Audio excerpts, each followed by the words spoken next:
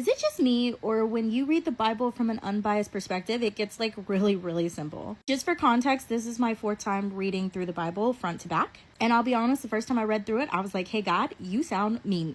And as my fourth time reading through this, it just seems really, really simple. Like, I'm not coming at it trying to make it fit my perspective.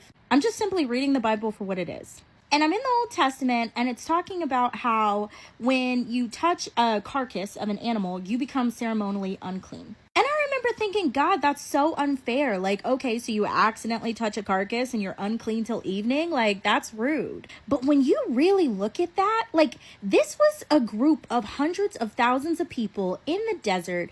They didn't have any modern medicine. They were nomads. And they literally had to be in tip-top shape just to survive. Walked everywhere. No advanced technology. Just linen and God. Which is one of the reasons they wore linen, because linen is antibacterial. Now, think about it this way. You're out there in these harsh conditions. You accidentally touch a dead carcass. Now you're ceremonially unclean until the evening.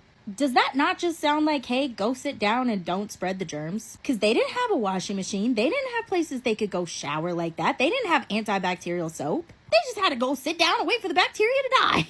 Because if they didn't, they would have spread it to everybody else. And that's the same thing when it says if this animal carcass touches anything, you've got to like wash it and it's unclean. Okay, so if an animal carcass touches like one of your bowls or stuff and you go cooking it right after that and you serve your whole family, guess who's getting sick? You and your whole family. But bacteria does have a lifespan. It doesn't just live forever, right? So he simply told you to go wash it and sit down and you could come back later. Does that not just seem like something you would need to do to survive in that type of situation?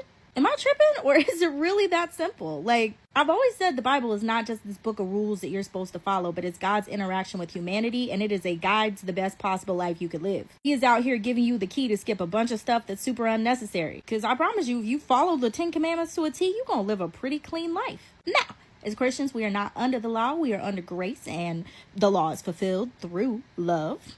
But, I don't know, so far, the 600 laws of Moses just seemed like stuff they needed to survive in that time period. And when you really look at it, Jesus said that you could fulfill the entire law through love.